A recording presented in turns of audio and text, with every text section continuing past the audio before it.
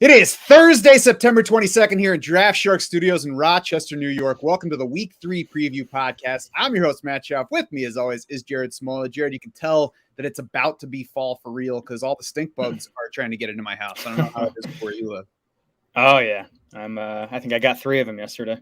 I mean, it's ridiculous, really. I don't know where they come from, but all of a sudden, when it starts getting a little bit colder, they're like, hey, can I come into your place? It seems nicer in there.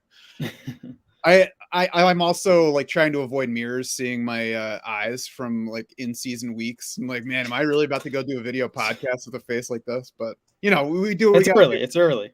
It's 9 a.m. Usually it's 3 hours later. But yeah, it's only week 3, but we're grinding away. Yeah, usually I have time to massage the bags under my eyes a little bit, but we got to get at it today because I have a doctor's appointment with the kid in the middle of the day. A daughter who's had her second concussion, by the way. So that's fun. Soccer player. Doing okay. My wife is fortunately a concussion specialist, so we know how to handle these things. But it's one of those challenges that you don't expect to come along. How is that? How are those happening? Is it from headers or is the first one was collisions like 4 years ago, and it was at one of those trampoline parks, which is always trouble. This one was soccer. She just was in a scrimmage, and somebody just kicked the ball and went directly into her face. So I mean, it's the kind of thing that you can't really avoid. It's going to happen. So, we'll see how everything goes. She's doing all right. Nothing to overly worry about, but that's why we're coming at you at 9 o'clock in the morning. We'll move to the football now, because I don't think people came here for a Schauf family update. We got Pittsburgh at Cleveland on Thursday night. The Browns are favored by 4.5 in this game. It's an over under of 38.5. I think the biggest thing is don't expect any big fantasy stuff. There are obviously some key players on either side that we're most likely using. I'm a little bit surprised that the line so heavily favors Cleveland in this game, Jared, but I guess that's probably a knock on Mitchell Trubisky more than anything else. I was going to say, I mean, one, Cleveland's at home on a short week, which I always think is key. And to me, Jacoby Brissett's been better than Mitchell Trubisky through 2 games. And, Cleveland obviously has the big edge on the O-line too. So I think the line makes sense. And yeah, this is not going to be a fun game. The only reason I'm excited about it is because the new Amazon broadcast is pretty cool with the all-22 angle. You can kind of, see everything developing up from above. So you're not going to see much developing offensively in this game, but it's a cool angle for future games. It was cool last week for Chiefs Chargers. The PFF passing grades, too, put Jacoby Brissett in the middle among quarterbacks so far, which is much higher than anybody would have guessed heading in. I'm not sure that makes Amari Cooper an attractive option here. I think he's fine if you need to use him. He's like just outside our top 36, certainly capable of finishing inside, but this week's Steelers defense a lot tougher than last week's Jets defense, top 10 in pass defense DVOA. So, again, if you need Cooper, fine, not somebody that I'm reaching for off of last week's numbers. Yeah, again, I think Brissett's been good enough to maybe support like one pass catcher here per week. And week 1, it was Donovan Peoples-Jones. Week 2, it was Amari Cooper. Cooper is sitting on a 26% target share through 2 games, though. If he can, hang in at that level, he should be decent more weeks than not. Can it be David Njoku week if it was already DPJ and Amari Cooper weeks? Njoku's usage last week was actually strong, 85% route rate, and then he saw an 18.5% target share. So that was encouraging to see. But again, we're talking about good usage on a low volume passing game. So, and the Steelers have been good against tight ends for a few years now, and they've been good so far this year. Football Outsiders has them second in tight end coverage. So, to me, I think you can do better than Njoku as a tight end 1 this week. Yeah, not somebody I'm using, but somebody whose season-long upside is not dead, at least at this point. And then kind of rounding out Cleveland, obviously, Nick Chubb is always in your lineups. He might be my biggest sell of anybody in the league right now, though, because he's got the 4th most PPR points over expected. Obviously, coming off that 3-touchdown game is going to do it. But, I mean, that's the thing, is the reason – if you were wary of Nick Chubb heading into the season, which I was, the reason is because of how much he shares with Kareem Hunt. And that has played out just as we expected it so far. We've had enough to support both of these guys, but there's always going to be big weeks for Nick Chubb. You're just not going to always get big weeks for Nick Chubb. So I think right now, when he's the top scoring running back across formats, it's just like peak value time. I'm not saying he's going to crash from here, but you can sell him for a still good running back plus more, most likely. Yeah, Chubb leads all running backs and fantasy points through 2 weeks. He's 7th in expected fantasy points. So, like, the usage has been good. He's outperformed the usage, which he could do because he's Nick Chubb.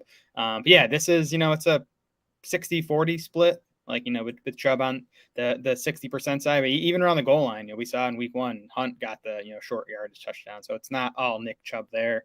But again, this offense, it's kind of like Green Bay's at this point. It's run leaning, and it revolves around both these backs. So I think Kareem Hunt too is in play, especially this week in a game where the Browns should be able to run it throughout. They're favorites. So I think Hunt could get enough work. Hunt is 17th in expected fantasy points through the first 2 weeks. He's getting RB2 level usage. Yeah, and Pittsburgh's actually 18th in rushing DVOA so far, so this could be a decent matchup for these guys. You mentioned their favorites. Kareem Hunt's 27th in our RB rankings for PPR scoring right now. I'd honestly feel okay about starting him. That's usually a range where you're like, I don't want to use this guy unless I have to. There are probably guys inside the top 24 that I feel better about using Kareem Hunt than I do them. He's had 15 touches in each game so far. Yep, agreed. And the Steelers actually have allowed the 4th most running back receiving yards through 2 games. And the thing to like about Hunt is even if game script goes crazy the other way, like if there's a couple of defensive touchdowns from the Steelers or something, and all of a sudden the Browns are chasing, that probably favors Kareem Hunt a bit more than Nick Chubb. I think one other note on Nick Chubb is excellent usage so far. We have to remember that they've played Carolina and the Jets so far. So it's not like, they've played good teams and they're getting good running back usage. There are going to be games where this team's trailing, and we'll see exactly what that looks like for Nick Chubb. On the Pittsburgh side, Deontay Johnson is tied for 9th in the league in targets through 2 weeks, 31% target share. He's scoring under expected versus that usage. So it's important to note that he, Chase Claypool, and George Pickens are basically on the field for the same amount of time. I don't think, though, Jared, for me, that's not like I want to know about it because I want to be aware of how often Chase Claypool and George Pickens are on the field. But I don't think that you point to that and say there's regression coming to these targets, because I think the way that Deontay Johnson is getting targeted so far supports the way he was targeted the past 2 years, especially last year. Yeah, I mean, he's doing what he's done for a while now, just earn targets at a super high rate. Now they're Mitchell Trubisky targets, and they're mostly short range. I think you alluded to Deontay just 42nd in half PPR points through 2 games, despite the 31% target share. And that's going to climb if he keeps getting this type of volume. And I do think he's fine to start as like a borderline wide receiver too. But yeah, to me, like Pickens is a guy I would still try to stash if possible. Pickens is going to need Kenny Pickett to take over, I think, before anything happens there, because Pickens is being used as the deep threat here. You look at the average depth of targets. George Pickens at 21 yards as his average depth of target. Deontay Johnson around 10 yards. Chase Claypool around 6 yards. So that Pickens is getting those low probability deep shots, and Trubisky just is not good at throwing those. I think Pickens has a shot once Kenny Pickett takes over, but until then, he's just a bench stash. And same thing with Claypool, honestly, at this point, with Deontay Johnson hogging that level of targets, and Pat Freiermuth, we can talk about getting a solid target share. There's just not enough to go around in this offense for anyone besides Deontay Johnson and Freiermuth. Yeah, and I think there's a chance that Kenny Pickett makes things a bit more efficient, but I wouldn't expect a big boost in really any important area if they do shift to him. We'd still be talking about a rookie quarterback who, didn't steal the job from Mitchell Trubisky heading into the season. You say what you want about who earned it, but it's at least not clear enough that Pickett is that much better that he forced Mike Tomlin's hand to use him heading into the season. Yeah, but we'll see. I think it'd be a boost. Probably not a significant boost, but Mitchell Trubisky sucks. I mean, he's just bad. And Kenny Pickett looked good in the preseason. Yep. Pat Freiermuth, who you mentioned, 2nd on the team in targets so far, 6th in expected PPR points among tight ends, 6th in actual PPR points among tight ends. So, he's somebody that you're just locking into lineups right now at tight end. Yeah, 24% target share. The routes are where we want them to be. He's there as a low end weekly tight end 1.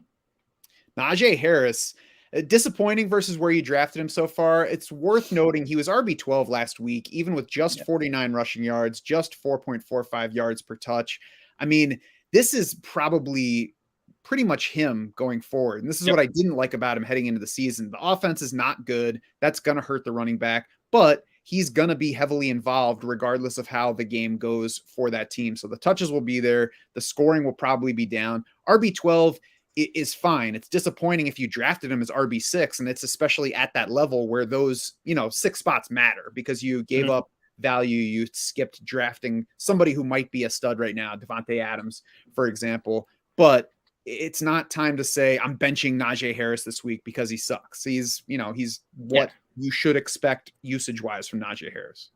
I mean, he's, relatively speaking, he's still a pretty strong play at running back. Like, you'd have to be loaded to even consider benching Najee. I think he's going to give you a lot of RB12 to RB 15 finishes where he racks up 90 total yards and catches 4 or 5 balls. And, last week was the first fully healthy week we got from Najee after he exited week 1. His playing time and routes were down a bit from last year. So last year, he played 81% of the Steelers snaps. He played 71% last week. His route rate last year 63%. 53% in week 2. So I do think Pittsburgh is, we heard back in the summer that they wanted to scale back his snaps a little bit. I think that's going to be the case. Now, those are still high marks, and, he's still one of the better volume bets at the position. But I don't think you're going to get quite the volume from Najee this year as we got last year. And we shouldn't. I mean, if Pittsburgh's playing it smart, they should scale it down a little bit for the sake of keeping him healthy for the entire season. Yep. I will say before we get away from Najee Harris, I already bet the over on his total yards for this game against the Browns on underdog in the pick'em. And Jared, normally I don't like to do the total yards for running back because they have the rushing line, they have the receiving line, and then the total yards is always higher than the sum of their rushing and receiving line. So normally I'm like, okay, if I believe in this running back, I'm going to bet the rushing. But with Najee Harris, I don't know which to bet. I don't know how this game's going to go for Pittsburgh, mostly because of Mitchell Trubisky. I do believe that Najee Harris is heavily involved, and I do believe that he shouldn't have a whole lot of trouble reaching 80 total yards in this game because I don't expect it to get out of hand. I do expect there to be plenty of carries, but just in case Cleveland jumps ahead and there's a bit more Pittsburgh passing, I feel better about leaving it open that he gets there one way or the other. And if you look at our projections for the week, we have Najee Harris over in both the rushing and the total yards. So, help me feel good about it. Yeah, 86 total yards is our projection for Najee. You are brave, though, for betting any over in this game tonight. I'm going to be going on underdog this afternoon and looking for some unders in this one.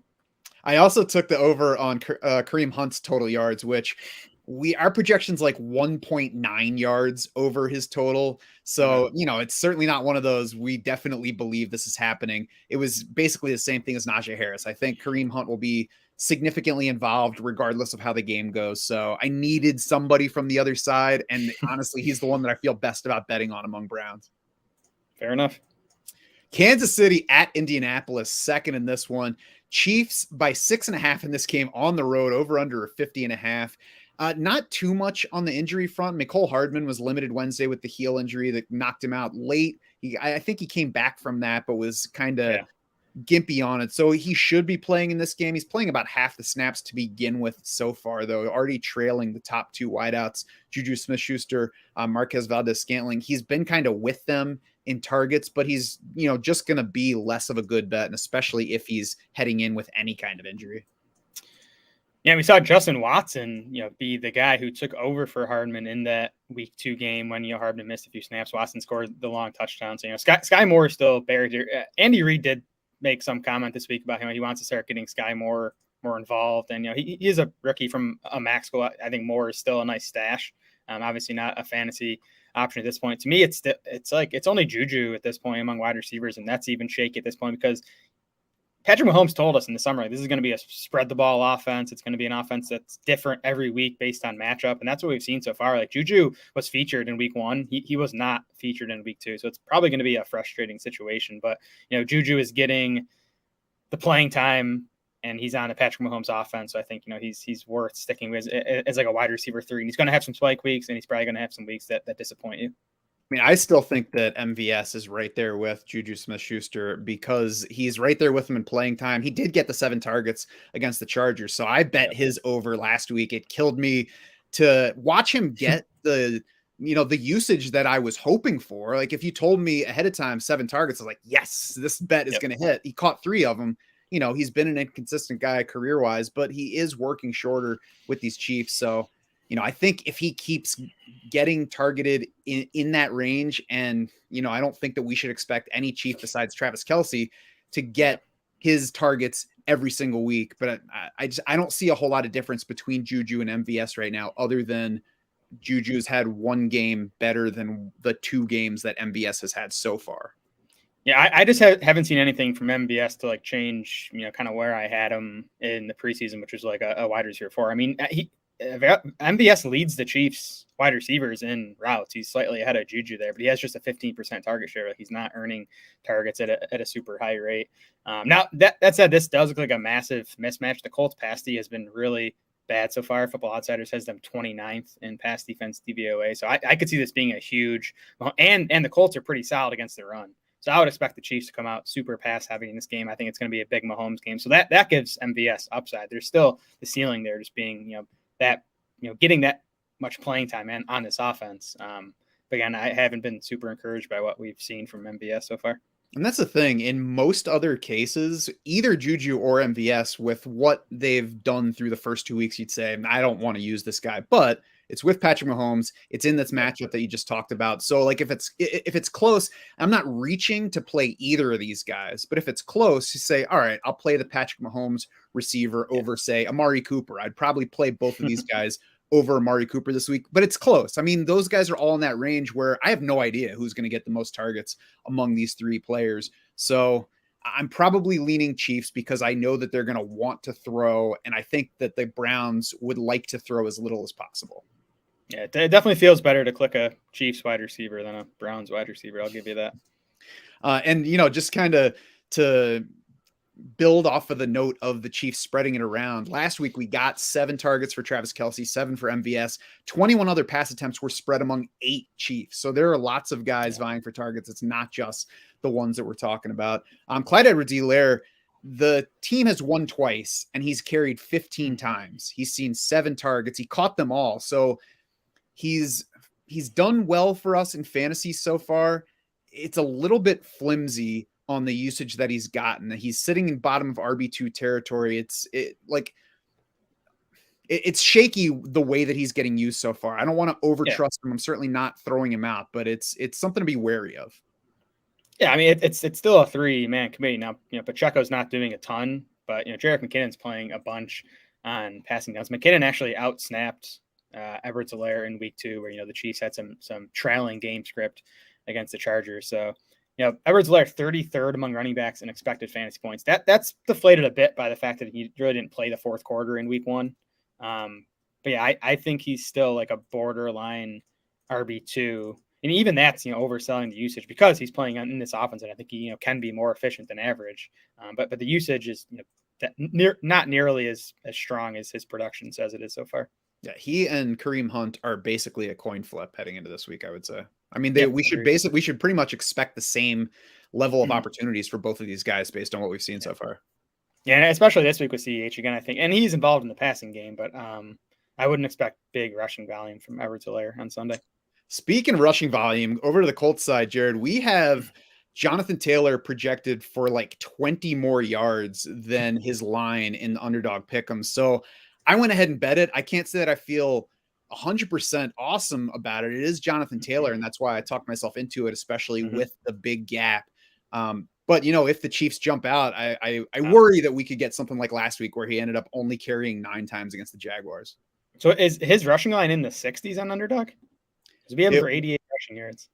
Yeah. It was. Wow. I have to go back and check the numbers, but I will plug my article here. I did post my underdog pick'em, recommendations where I compare the underdog pick'em numbers to our weekly projections. I posted it yesterday. It'll normally be a Friday thing. We'll see if I can start getting out earlier to take advantage of those early lines. But Jonathan Taylor came out. There was like a 20-yard difference. I don't remember the specific numbers, so it seemed low, and that's why I went ahead.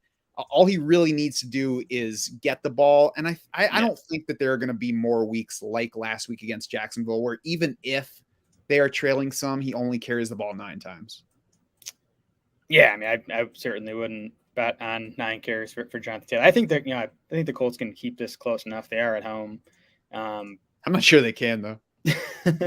We'll see. Yeah, we'll see. I mean, we can talk about Matt Ryan. I think he's just about dusted, which is that's the concern for Jonathan Taylor at this point. Is I think the offense is not going to be as good as we thought it was going to be. Taylor's usage though has been awesome, and this doesn't help you a ton with the rushing prop. But even in negative game script for almost they were trailing almost the entire game last week. Jonathan Taylor still played 74% of the snaps. He ran her out on 61% of the pass plays to just 39% for Nyheim Hines. Like, in bad game script for Jonathan Taylor. So that's super encouraging. Not that you need a reason to start Jonathan Taylor, but I do think even if the Colts offense is not good, even if the Colts are not good this season, Taylor is going to be okay because he's playing more in passing situations this season than he has before. Mm-hmm. And it's early, so I'm sure he'll have a total yards prop up there. Maybe he already does, but it was just the rushing one. When I looked, by the way, if you are new to Underdog, if you haven't played on there before, you can get your first deposit matched up to $100 by entering promo code DraftSharks, or you can just click the link at the bottom of this podcast, wherever you're either watching or listening to it, to get started there. Pick'ems are fun. I mean, you can use our projections, and that's really the point of our article, to kind of show where the best lines are. The best lines have been in passing yards so far. You can check out the article to get specifics for this week, but we'll certainly have more to come. Elsewhere on the Colts side, Michael Pittman limited Wednesday with the quad injury that kept him out last week. So that seems encouraging. Seems like he should play against the Chiefs, and he's certainly in lineups as long as there's no reason to believe he'll be limited in his activity in this game. Yeah, Pittman's probably the only Colts pass catcher you want in lineups. It does look like we'll get Alec Pierce back after he missed last week with a concussion. He was a full go in Wednesday's practice. I'm curious to see how this wide receiver core starts to shake out now, because Paris Campbell has been a major disappointment. He had a great opportunity last week. He even led the Colts wide receivers in snaps, but finished catchless on one or two targets, I think it was. Ashton Doolin has been the second most productive Colts wide receiver behind Michael Pittman so far, despite kind of limited playing time. Ashton Doolin has 13 targets on 40 pass routes. And you want to talk about earning targets? Doolin's been doing that. So I would not be surprised if Doolin is the Colts' number 2 wide receiver this week behind Michael Pittman. Again, you're not starting him, but in deeper leagues, I think he's a decent stash, because again, Campbell's been disappointing. Pierce doesn't seem quite ready yet, and Doolin has been good so far. Dueling it well. Don't talk yourself into using Nyheim Hines in this game either. I mean, you look at it and you say, oh, it's a Nyheim Hines game, but this gets back to what Jared was saying about Jonathan Taylor's usage. And if Jonathan Taylor is getting significant receiving usage, that means we might not get true Nyheim Hines games this year. So, be aware of that so far. There have been 2 games so far where they tied the Texans in overtime and then trailed big time against Jacksonville. We've got 9 and 5 total touches from Nyheim Hines in those 2 games. Yeah, the Colts lost 24-zip last week, and Hines had 1 carry and 5 targets. Hines had like the first target of the game. It looked like they kind of wanted the scheme stuff to give him the ball early, but then it just kind of fizzled out from there. So I think he's. I don't want to say he's droppable, because a Taylor injury would turn Hines into a fantasy starter, but I think Hines is a handcuff at this point. He's not usable if Taylor's healthy. Yeah, he's not a must drop, but he's definitely droppable in plenty of places. I think even if Taylor went down, it's not like you're missing out on Alexander Mattison in Indianapolis. Right. Anything else from that game? Nope. Baltimore at New England. Ravens by 3 in this one, over under 43.5. And the first thing we have to watch is Lamar Jackson, who had a sleeve on his right arm in Wednesday's practice, no throwing. He says the arm is good, which is what football players say. John Harbaugh says normal course of the season thing. I don't think there's anything normal about your quarterback not throwing the ball in practice in week 3. So I think that this is BS. That said, all we can do right now is watch and see what they're saying heading into Sunday. Yeah, anytime a quarterback's dealing with any issue to their arm, it's worth monitoring closely. Lamar might just be sore because this is a pass-heavy Ravens offense, and Lamar's chucking it deep. He has one of the highest average depth of throws in the NFL. Again, the Ravens 3rd in situation neutral pass rate through 2 weeks. And I do think part of that's because the running game's been so bad without J.K. Dobbins. Once Dobbins is healthy, that'll dip a bit. But I don't know. I think that's kind of a shift this Ravens offense has made, and that's obviously awesome news for Lamar Jackson going forward. He has a chance to lead. Actually, I think Josh Allen's a pretty heavy favorite to lead quarterbacks and fantasy points at this point, but I think Lamar has a chance to finish top 2 or 3. Yeah, I agree with all of that. J.K. Dobbins full practice Wednesday. Let me take a look at week 2, because I don't remember if he was full. He was full all last week, and they still held him out. So at this point, we're just gonna have to wait and see when they're ready to get him out there. Yeah, it's certainly nearing it. They're obviously playing it cautiously. It's working out so far for them, although they ended up, losing in a come from ahead game last week. But, we'll see about Dobbins. I'm certainly not using him his first game back, Yep. but he remains somebody to stash on rosters. James Prochet, Isaiah Likely were limited at Wednesday's practice. Offensive tackle Ronnie Stanley is limited, so he might be ready to go. And then Devin Duvernay is dealing with a concussion. He didn't practice Wednesday, so him being out would certainly only help the target outlooks for obviously Mark Andrews starting, but Rashad Bateman as well. Rashad Bateman's less of a sure thing than Mark Andrews to start, but certainly been delivering so far on, not high target volume. He's somebody who I would have a hard time not playing. Yeah, I think you have to start Bateman. I mean, the guy looks unbelievable. I didn't know he had that speed that he showed on that long touchdown against Miami. That was impressive. Yeah, but you're right, though. The usage has been underwhelming. It's a bit worse. I mean, Bateman's 13th among wide receivers in half PPR points through 2 weeks. He's just 38th in expected half PPR points. And his routes are still lower than you want to see. I mean, he's at 72% through 2 games now. You really want to see your wide receivers, up in the mid 80s to 90s. So I'm not really sure what's going on there. Again, you can't really complain because the production has been there and the guy looks awesome. So hopefully they kind of expand his playing time going forward. And then, yeah, I mean, Mark Andrews to me, I might call him the favorite to lead tight ends in fantasy points this season. I think he's going to, I kind of thought there'd be a gap between Kelsey and Andrews this season. I don't think that anymore. That's largely because the Ravens are going, pass heavier than I expected. Mm-hmm. And that's it for me on the Baltimore side. So on the Patriots side, we've got the Ravens allowing more quarterback points and more wide receiver points than any other defense so far. I think Mac Jones is interesting for deep leagues. I don't think that he makes it into consideration for most leagues. He, though, definitely pops as an overbet in the Underdog Pick'em article that I posted yesterday. Okay, I have to see what his line's at. I mean, I like the matchup. Well, what's it at? It's like 208 yards. It was like barely over 200 somewhere. Like we had him something like 33 yards over what his line is. Yeah, we got him for 249. Now he's still not playing well, which is concerning. I thought the Pats offense, though, in general was better in week 2. That they went from 5 yards per play in week 1 to 5.7 in week 2, and against a pretty good Steelers defense. So that's kind of encouraging. We'll obviously have to keep an eye on the Ravens secondary injuries, and then we'll have to keep an eye on Jacoby Myers, who did not practice on Wednesday. He battled through this knee injury last week. But he got in 3 limited practices last week, and then he was again DNP on Wednesday, so we'll have to keep an eye on that. That'd be a pretty big loss for this Pats passing game. Yeah, for sure. There's really not much else you want to put in a lineup. Damian Harris sits a little higher in our rankings right now than I think I would play him. What's the case for Damian Harris right now? I mean, 15 carries and 2 targets last week. He was 10th among running backs in expected fantasy points. I do think the Pats offense should move the ball, even if it's through the passing game this week. But, that's going to set up Harris for some touchdown opportunities. I don't know. I think he's okay. We did, with Ty Montgomery out last week, we saw this become a 2-man backfield, which was nice to see. And Ramondre Stevenson actually beat Harris in snaps and pass routes. Stevenson, it didn't really show up in the box score, but Stevenson took over the Ty Montgomery pass catching role. So that puts him in play, I think, more than you might expect if you're just looking at his numbers from last week. Yeah, I think that there is a chance still, though, that Baltimore controls this game and takes it away from Damian Harris a little bit. I'm not betting on Baltimore running things up here, especially on the road. But I think that possibility makes me a little bit more wary of the running backs. I mean, you know where they are at this point. They're going to be either at the bottom of RB2 territory, just below it. It really depends on what you have for how much sense they make in a lineup. Yep, exactly.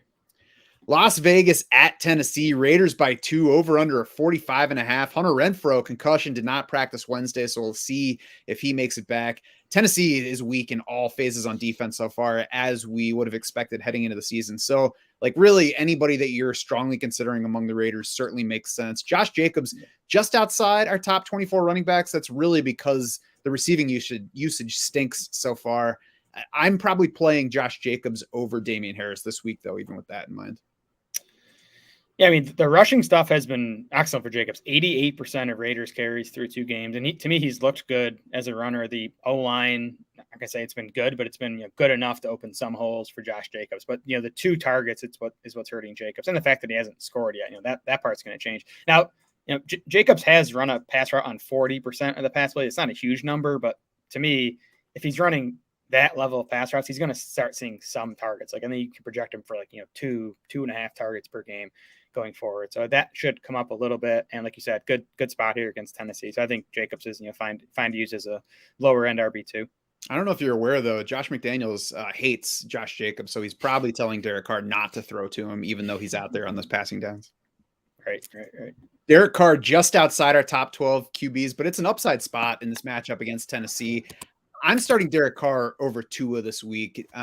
Some of that depends on who's healthy in the Buffalo secondary. We'll get to that game in a little bit, but I think that Derek Carr has a higher floor, and I'm not sure about ceiling because I think it's still too early to really know the realistic ceiling. I don't think last week is the realistic ceiling, even though it did happen in reality, especially against Buffalo. I don't think that ceiling is there, but they're comparable. I'm playing Derek Carr. I feel better about him versus Tennessee than Tua against the Bills. Yeah, that's fair. Carr's not playing well. That's my biggest issue. And, maybe it's just settling into this new offense, but PFF has him 32nd in their passing grades. Now he's still finished quarterback 8 and quarterback 11 these first 2 weeks because he has those weapons, because this is a, fast paced pass leaning Raiders offense. So, I don't know, maybe that hints at some upside actually, if he starts playing well in this situation. Maybe he can be even better than he has been so far. I'm still optimistic about, Carr and this Raiders passing game getting going. We'll see about Renfrow. That'd be a big loss, obviously, if he can't go. Do you know if Carr is beating DJ Dallas in passing grade so far? Probably not. Dallas is 0 for 1 with a pick, right? I mean, he's got to be at a 0. Yeah.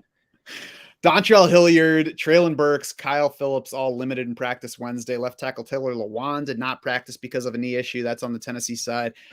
All those guys probably don't matter for setting our fantasy lineups because I really don't want to use anything Tennessee besides Derrick Henry right now.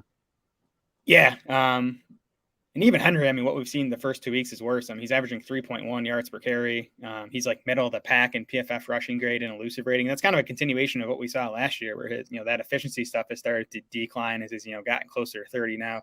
He's racked up all these carries. The Titans O-line is not great. Now looks like they lost Taylor Lewan for a while, if not the entire season. So Henry's a guy if I had any Derrick Henry and I don't, I'd be looking to get out from him, when he has that first big game. Yeah, and the lesson that I'm taking from Derrick Henry right now is I took him early in round 2 of a main event draft. And, it's easy to say at the time, I'll take some Derrick Henry here because in round 2 he makes sense, even if things go downhill. But, what we're getting so far is the Tennessee offense is not going to support him. So any inefficiency that's showing up in his own play is only going to be magnified by that. And then, it's the lesson for me. In a normal league, you can say, all right, I'll trade him when he has a big game because he's still Derrick Henry. But, here it's like, don't let the now he's a value thing make you take somebody that you don't really want, unless it's far enough down that you can actually not start him when he's not startable, or especially through those first 3 rounds. It's dangerous to say, well, I don't like this guy in round 2, but now that he's in round 3, I like him. Or I don't like this guy in round 1, but around the turn, I think he's better. It's, it's still a case-by-case basis. For me, I'm going to remind myself of Derrick Henry going forward. Yeah, and he's going to be okay going forward. He's still the focal point of this offense. They're not going to, get blown out 41-7 every week against the best team in football. So he'll be okay. But he's probably not going to deliver on ADP. Traylon Burks, I'm getting excited about. I would not want to use him yet, but we did see his route rate climb. It was 36% in the opener, up to 57% in this one. And he, Burks leads the Titans in targets. He's at a 19% target share despite, that limited playing time. So, once they're ready to give him something closer to a full-time role, I think he's going to be the clear top option in this passing game. And then at that point, he'll be someone we can consider as a wide receiver 3.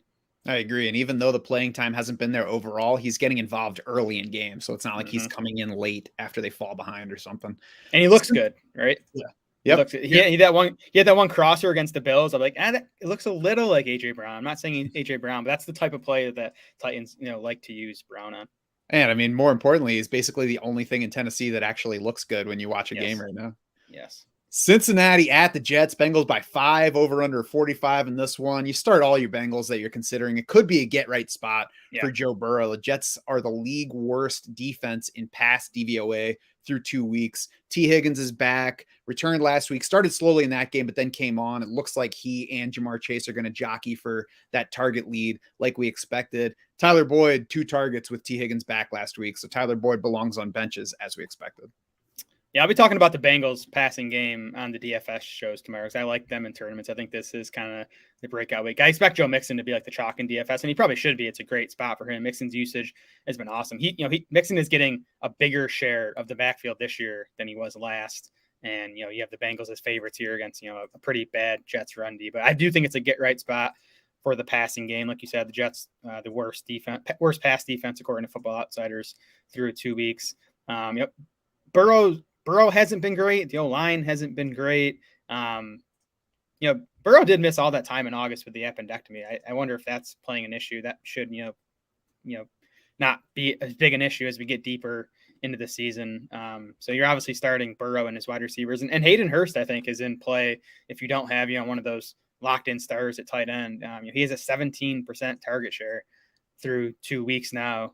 He's 7th among tight ends in expected fantasy points. So, he's getting enough usage on this passing game that, again, I think should be even better than it has been going forward. Yes, I agree with all of that. And, like you said, with Joe Burrow, it's not the kind of injury where you can say it takes this long to get over it. It's one of those things that just cuts out your training time. So it can take a little bit of time for a guy to just get back into full playing shape. So yeah, maybe that is a factor. 5 catches in each game so far for Hayden Hurst, as you said, about 17% target share. That's, excellent for where we drafted him and what we're looking for in that range of the tight end ranking. So I agree. He's a usable guy at a position where lots of people that we thought would be more usable than they are hanging out. On the Jets side, Zach Wilson's possible for week 4, not going to be week 3. So it's still going to be Joe Flacco, who's tied for 3rd in the league in passing yards through 2 weeks. He's 1st in pass attempts by 14 ahead of anybody else. So, it's a high volume passing game. It's got usable pieces. Jared, all of the Jets wideouts sit wide receiver 36 or lower in our rankings right now. Should I really not use any of them yet? Yeah, we had someone email us about Garrett Wilson last night, kind of asking why is he so low. I might end up bumping him up a little bit. The argument against him is the playing time isn't quite where we want it to be yet. He ran her out on 72% of pass plays last week, but that was up from 56% in the opener. I wouldn't be surprised if we look on Monday morning and, Wilson runs her out on 85% of pass plays because he looks awesome. 31% target share last week, despite, just decent playing time. And Garrett Wilson leads all wide receivers in expected fantasy points, according to Pro Football Focus, despite the limited stuff. So, he's earning targets out there. So I do think, he might climb 5 to 10 spots in our rankings. I do think he's in play as a wide receiver 3. Same for Elijah Moore for me. I do think, he's getting the playing time. I still think he's a good player. Wilson might be better. I still think Moore is good. And, it's going to shift in his direction eventually as defenses start paying more attention to Garrett Wilson. So I think Moore is still, in the wide receiver 3 mix as well. Yeah, I'm all for moving Garrett Wilson up the rankings. I think that based on what we've seen so far, we should be flipping him with Elijah Moore. It's still in the range where we're figuring things out, though. So you mentioned Garrett Wilson's expected points. He's also got the 2nd most PPR points under expected so far. So that, points to the usage being good. So the gap here is Elijah Moore is playing more. He's on the field more and most among all these Jets receivers. Garrett Wilson, though, has earned a target on 30% of his routes versus Elijah Moore at 11.4%. Now, we're still early enough that could be a reason to expect regression for both of these guys, or it could be that Garrett Wilson is just better. And neither of those things would be surprising because we both like Elijah Moore. Everybody likes Elijah Moore. He showed well last year. He was an early round 2 pick, so we're not talking about a huge gap. But Garrett Wilson was also a top 10 pick. So it shouldn't shock anybody if he is just a better player than Elijah Moore, if the Jets already believe that. And even if he's not on the field quite as much as the guy who's in his 2nd season with the team, he might already be the leader in that pack. So I think based on what we've seen through 2 games, I would feel better about using Garrett Wilson. It's entirely possible Elijah Moore beats him in targets this week, beats him in production this week. But I think that we have to go with what we've seen through 2 games. And through 2 games, it looks like Garrett Wilson is the better bet to produce for our teams. Yeah, I think, if I had to guess right now, I'd say Garrett Wilson ends up, being the better pro player and maybe even outproducing Elijah Moore this season. Yeah, I guess to me, when I did the initial projections, it's like Elijah Moore, 92% of the pass routes, Garrett Wilson, 72%. It's kind of hard for me to rank Wilson higher, but we also have to project forward. And again, I would expect that gap in routes to be much closer. And, Wilson might even, inch up right next to Elijah Moore if he can kind of, pass Corey Davis, who, has just been okay so far. So yeah, I'm cool. At least getting them closer together, if not having Garrett Wilson, a bit higher than Elijah Moore this week. Of course, Corey Davis's business card says just okay.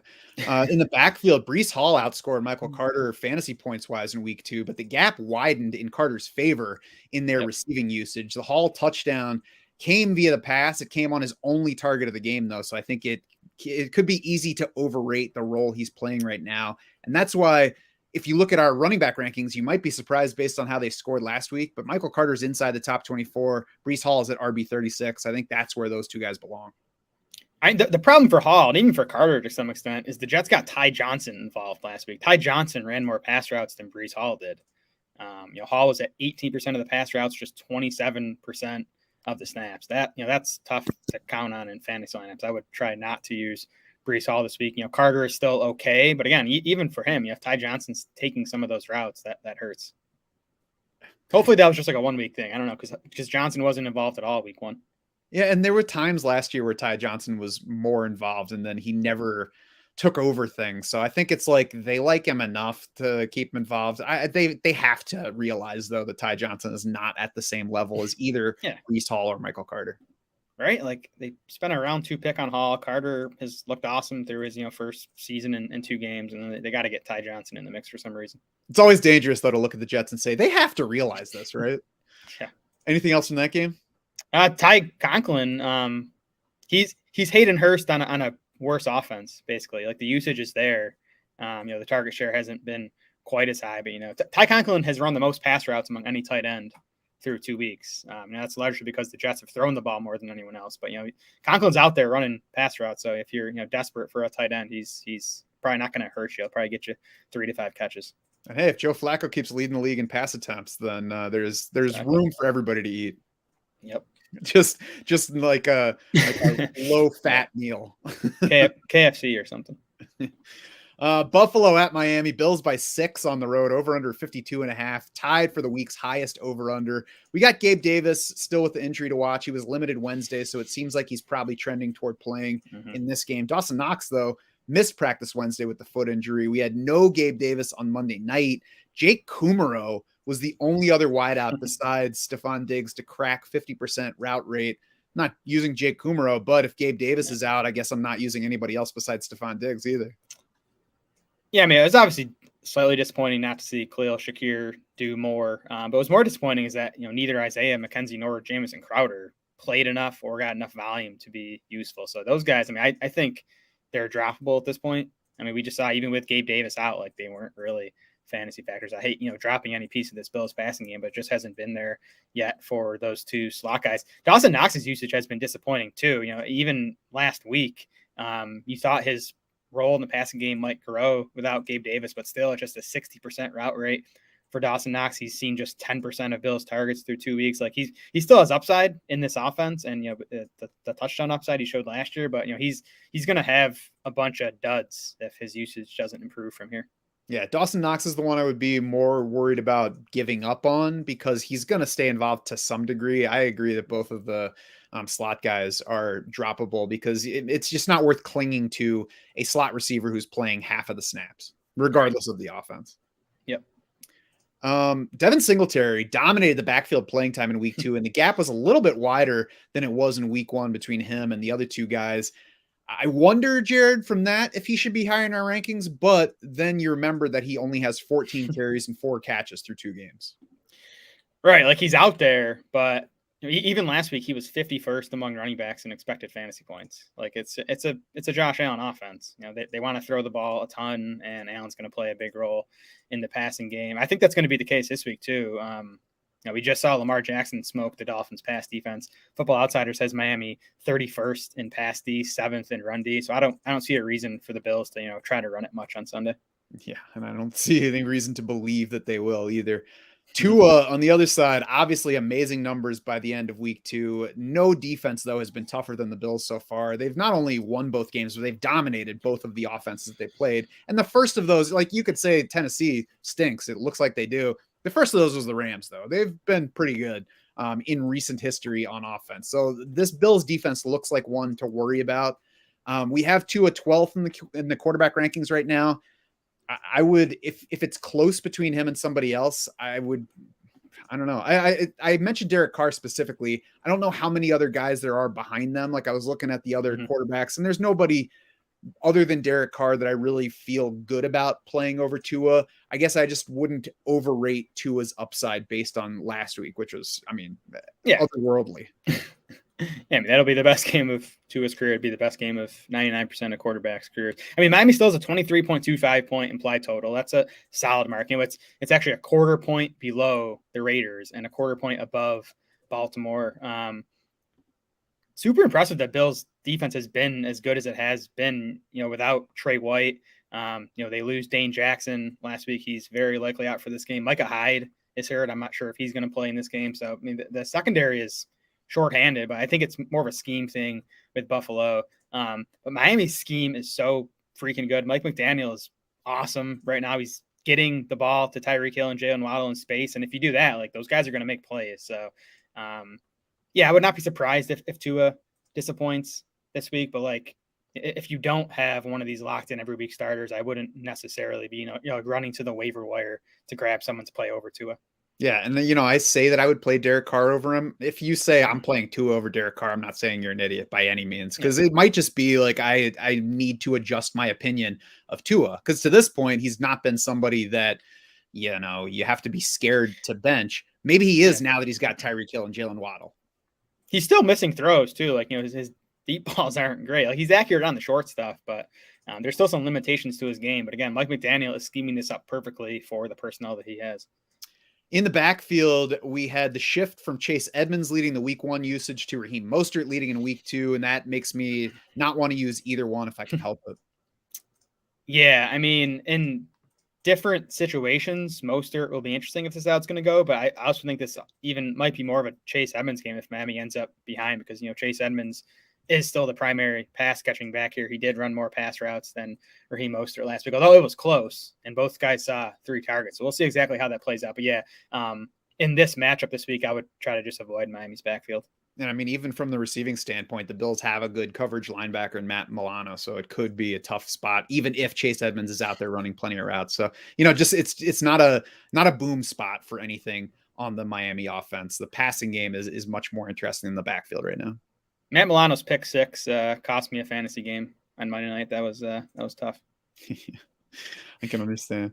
On to Philadelphia at Washington. Eagles by 6.5, over under 47.5. Devontae Smith, it was nice to see him lead things in week 2 after an empty week 1. The targets were spread evenly among the top 3 Eagles pass catchers against Minnesota. AJ Brown still led with 8, then Smith with 7, Dallas Goedert with 6. Still nearly 26% target share for Brown. So I would guess, Jared, that week 2 was a little bit closer to the season-long truth for how targets are going to go among these guys. But, we're obviously still waiting to see. It was 41% target share for A.J. Brown in week 1. We did not expect that to continue. We'll still have to see, though, if it's more like 26 A.J. Brown, 22 Devontae Smith, or, 30 to 19. And that's, it sounds like nitpicking, but it could be a significant difference. Yeah, I'd honestly bet closer to 30 to 19. I think that Philly kind of wanted to get Smith going on Monday night, and that offense could do whatever it wanted in that game. That was a super impressive performance, and I think that's what makes Smith interesting. So, I think he's going to have some nice games, even if he is an 18% target share guy, because this Eagles offense looks awesome. It is passing at a decent clip.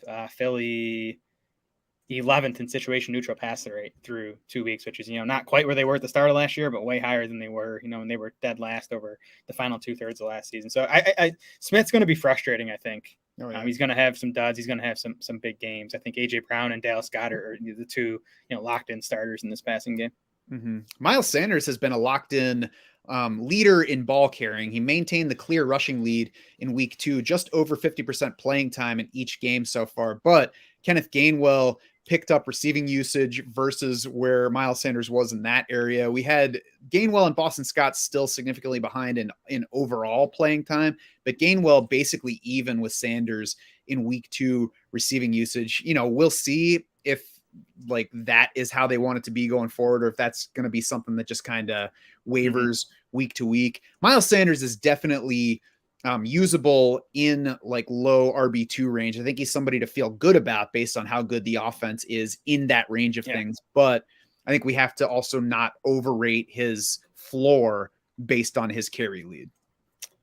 Yeah, I mean, Sanders looks good. The O-line looks awesome. The offense in general looks awesome. That's kind of what's helping Sanders so far. The usage has been okay. I mean, he has 41% of the Eagles carries. Jalen Hurts obviously taking a bunch of those, and then 8% of the Eagles targets through 2 games. But if you're getting that on, what looks like a top 5 offense, like, Sanders, again, like you said, I think can be that low end RB2. He's actually produced above that level so far. It's a good matchup too for Sanders. Washington's been bad in run defense so far. They've allowed 6.8 yards per carry to Jacksonville and Detroit running backs over the first 2 weeks. And he'd be more like RB16 if he didn't have the team's goal line back at quarterback. Yes, exactly. On the Washington side, Carson Wentz, 3rd in the league in pass attempts through 2 weeks. And to me, Jared, this looks like another game for 40-plus pass attempts for Carson Wentz and plenty of volume for the guys around him. Yeah, they'll probably be playing from behind, but, the passing thing is by design, too. The Commanders 6th in neutral pass rate through 2 weeks. So, they want to be a pass-heavy offense, evidently, which makes sense. They have weapons, at wide receiver and at running back. It's a couple guys that can catch the ball. And the Eagles defense has looked strong through 2 weeks. I guess not in week 1, but last week they totally shut down a Vikings offense that I thought looked awesome in week 1. So not a great matchup for Wentz, but again, like you said, if you're going to get 40 pass attempts, he's probably going to deliver a decent fantasy day. They had strong moments in week 1 against Detroit. Ultimately, it didn't I out well. So I think there's the aptitude to be a good defense and also the aptitude to be a bad one in a given game.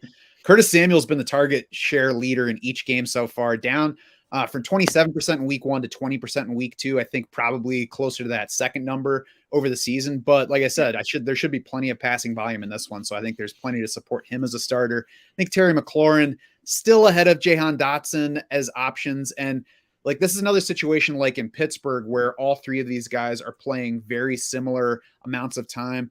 But looking at how they're targeted, we've seen Dotson get targeted on about 10% of his routes, McLaurin about 12%, Samuel about 22%. Among those 3, I think that Terry McLaurin's probably in for a correction. I think that we should see him targeted on a higher percent of his routes. Not saying that's locked in. I'm not saying go get Terry McLaurin because this is definitely happening. But I'm saying I think that's possible that we get Terry McLaurin up in that number, and we shouldn't be surprised if it happens. Yeah, the gap between Samuel and McLaurin is going to close. I guess I'd still bet on McLaurin leading in targets the rest of the way, but I do think it'll be close. I think McLaurin's like a wide receiver 3. I don't think you're benching him in most cases.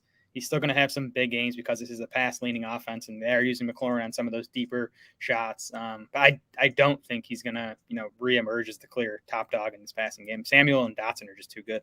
Yeah, Terry McLaurin's good. There's just not an enormous gap in talent between him and the next 2 pass catchers on this team like there has been the previous 2 years. Yep, exactly. Antonio Gibson ceded backfield target. The target share lead to J.D. McKissic in week 2, still nearly matched McKissic in routes, though. Good usage overall for staying in our lineups this week. This could be a McKissic-friendly script if that is how they're going to go when they're trailing like they were last week. It doesn't make McKissic a good option. I'm still easily playing Antonio Gibson. I would rather not play J.D. McKissic unless you're just like hard up for a running back. Yeah, I thought week 2 was actually encouraging for Gibson that, Washington was down 22 zip at halftime, and Gibson still had 14 carries and 4 targets. That almost seems like a floor at this point for his usage. So I think, he's a solid starter even in what's a, pretty tough matchup. But then, McKissic, I mean, he's a better option than Naheem Hines at this point, but still not someone I'd want to be using even, with trailing game script.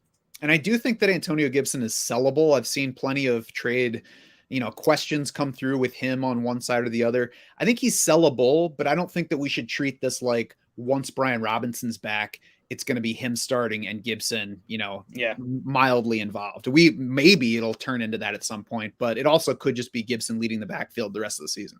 Yeah, we'll see. I mean, impossible to know what to expect from Robinson because it's not an injury we've ever seen. And then Gibson, I thought he looked awesome week 1. I thought he was not as great in week 2. He had at least one drop that I saw. The rushing efficiency obviously wasn't there. So we'll see how he does over the next couple of weeks. I think that'll impact how big a role Robinson plays when he's healthy. It's not totally unprecedented. We could look back at Plaxico Burress's efficiency afterward, right? That's true. We should probably do that. Carson Wentz inside our top 12 this week. Honestly, I would play him over Russell Wilson very comfortably this week. I think Russell Wilson's currently one spot ahead of Carson Wentz. We'll get to him specifically in a few minutes, but Carson Wentz is just somebody that I would talk myself into feeling pretty good about this week. Definitely the chance that he lets us down in a given game. We've talked about the talent with the Eagles. We talked about how they shut down the Vikings on Monday night, but based on what we've gotten so far, based on the receiving talent that we mentioned, there's reason to believe that Carson Wentz can be your starter this week. Yeah, I think he's going to rack up fantasy points. It's not going to be pretty, but he's in a good spot again, how this offense is calling plays with the weapons he has. Yeah, we'll get to Wilson. His ranking right now on DS is assuming Jerry Jeudy plays. So if Jeudy doesn't, Wilson's going to fall. And if you do start Carson Wentz, don't watch him. Exactly. Logan Thomas is usable, but he's running routes on about 60% of dropbacks so far. And, mentioned the crowded situation with those wideouts. So that limits the target upside. So if you're somebody that came into the season relying on Cole Kmet and like your next option is David Njoku, at that level, Logan Thomas is usable, but I would rather use Tyler Conklin, Hayden Hurst than Logan Thomas at this point. Yeah, I was just going to say I'd rather use those two guys. Thomas actually dropped from 60% of their routes in week 1 to 58% in week 2. So we're talking like 1 or 2 pass routes, but the fact that he didn't climb in playing time, I want to wait to see that playing time get bigger until we can trust him in fantasy lineups.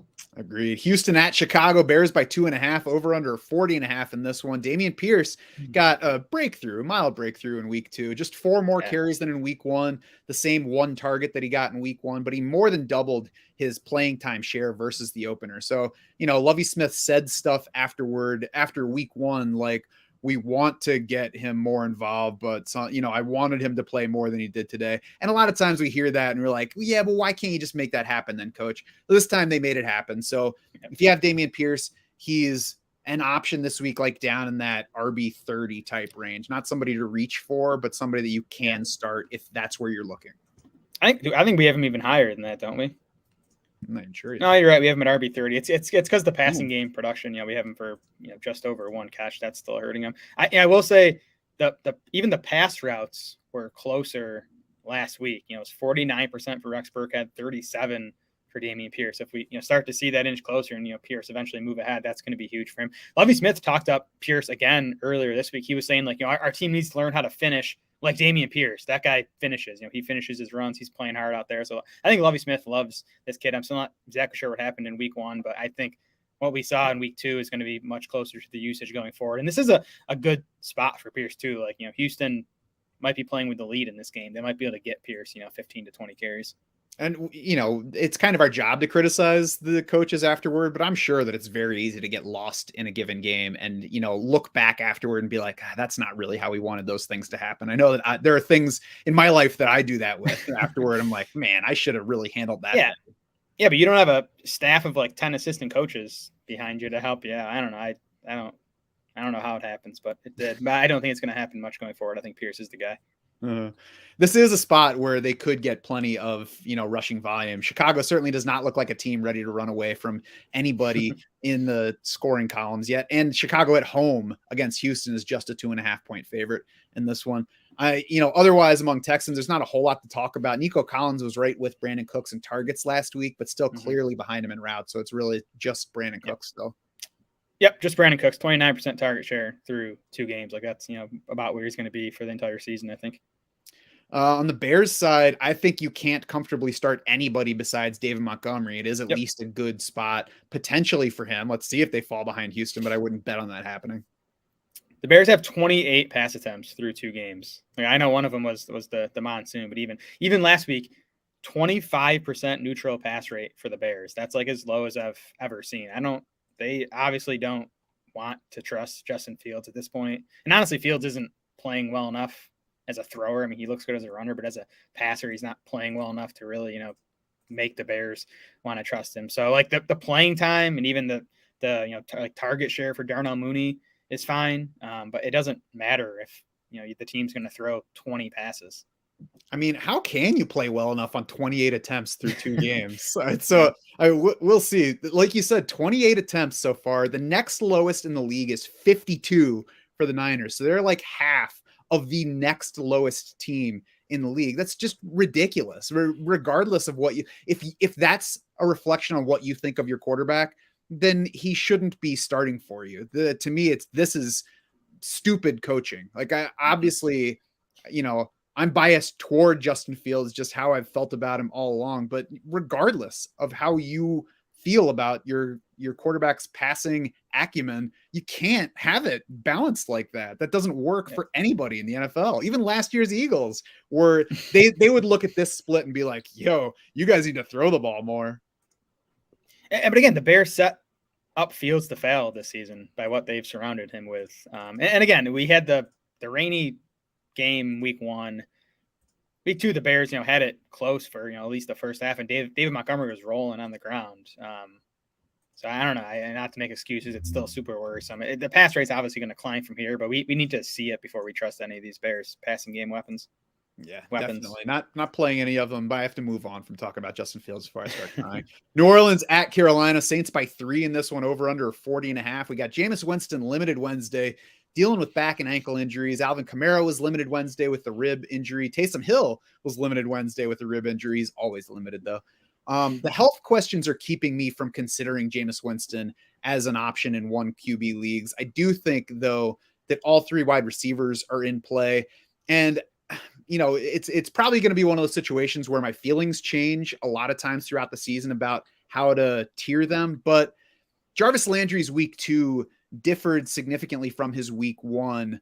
And I wonder if it was a correction in ADOT. I think based on what we've seen career-wise from him, it's going to be somewhere in between, but probably closer to week 2 than to week 1. And the numbers are week 1, he had a 15-yard average depth of target. Last week, it was 4.4. So I think he's not going to be as high as week 1. He's not usually going to be as low as week 2. His career ADOT is 8 yards though. So we should expect something in that shorter range. And that is what places him, lower than 2 guys that have the upside that Michael Thomas and Chris Olave do. Yeah, well, I mean, to me, Thomas has kind of solidified himself as the best fantasy option in this wide receiver core. I mean, he's done all you could want through 2 weeks. I mean, the fantasy points have been there. He's 9th among receivers in half PPR points right now. He's 15th among receivers in expected fantasy points. He has a 23% target share. Like, that's not at elite Thomas levels where he was a few years ago, but like 23% is a pretty solid number. So he's like an easy, wide receiver 2 every week at this point. Chris Olave, if you listen to any fantasy podcast this week, you're going to hear about his air yards in week 2. Is he became the 5th wide receiver over the past 6 seasons to have 300+ air yards in a single game. So he's getting those deep shots. We know Jameis likes to chuck it deep. Now the deep shots are pretty low probability when you're talking to Jameis at this point, especially through the back injury. Like if you go watch the targets Olave got last week, half or over half of those deep shots had really little chance of being completed. So Olave is going to have a few big games this season. He's going to be inconsistent if this is how they're going to use him. But when you're getting those deep shots, and listen, he was a good prospect. He was good going deep at Ohio State. Like he's going to hit. He's a good DFS tournament play every week. I still think he's going to be maybe too inconsistent to rely on in lineup setting leagues. Yeah, I agree with all that. But the upside is going to be there. He's going to have some weeks that are like, oh man, I can't believe Chris Olave was on my bench. And then you'll start him and be like, oh man, I can't believe I trusted last week. Will Fuller. Think Will Fuller. I think that's kind of, you're going to be what Olave is going to give you. Yep. Juwan Johnson tied for 8th among tight ends in total routes so far. So he's another one of those usable, not exciting guys at tight end. And a 16% target share. Now, last week was without Alvin Kamara. He's going to steal some of those targets. I don't think Johnson will quite get to 16% on the season. I'd still probably rather start Hayden Hurst but I'd probably go Juwan Johnson over Tyler Conklin if you're, digging down to that range. And I think Juwan Johnson, Ty Conklin are basically even. So it would be a coin flip for me between them. Yep. I'd probably lean Conklin with a healthier quarterback, but it's one of those I'm not going to arm wrestle over it. Yeah, very similar guys where they're on the field, but they're competing with some good wide receivers for targets. On the Panthers side, I hate that DJ Moore has yet to reach 50 yards in a game this year. He did go for 79 plus in 3 of the past 4 meetings with New Orleans, and quarterback play has not been good so far, but those came with Sam Darnold and Teddy Bridgewater as his quarterback. So, it's feasible that he gets it done this week, but we obviously have to drop him from what we expected him to be heading into the season. Yeah, Baker's looked horrible. I was convinced he was going to be an upgrade over Sam Darnold for the Panthers. He hasn't been through 2 weeks. It still might happen. I mean, let's remember he joined the team. Was it late July or early August? So he hasn't had a lot of time to learn this offense yet. So maybe we should cut him a little slack. But he's been bad so far. I guess the good news: the Panthers second in neutral pace and first in neutral pass rate through 2 games. So they're trying to be this fast-paced, pass-heavy offense. It hasn't worked so far. They've run 53 and then 58 plays. That's a big part of the reason that DJ Moore and even Christian McCaffrey have been a bit underwhelming. McCaffrey's usage still elite. DJ Moore's usage still really strong. I mean, he has a 22% target share. That's a good mark where if we start getting more plays out of Carolina, I do think DJ Moore is going to be fine. I downgraded him a bit from where we had him in the preseason, but I wouldn't be trying to bench DJ Moore yet. Yeah, and I'm not giving up on him overall because there's certainly room for it to rebound. Of course, the way that Carolina has operated under Matt Rule makes you think that they're just not good at making decisions. Like if you were going to end up getting Baker Mayfield, why didn't you get him earlier in the offseason so there was more time to get everything working? And if the argument for that is, well, we were hoping Sam Darnold was going to come along, then you're a moron because we've seen reason to believe that Sam Darnold is not going to. And we like pass leaning offenses. The Panthers probably shouldn't be leading the league in neutral pass rate. Like give the ball to McCaffrey a bit more on the ground.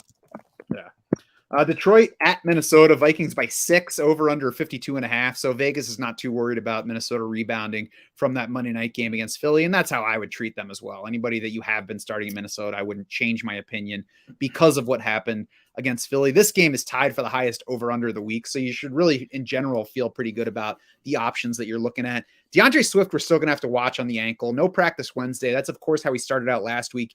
Did play in that game.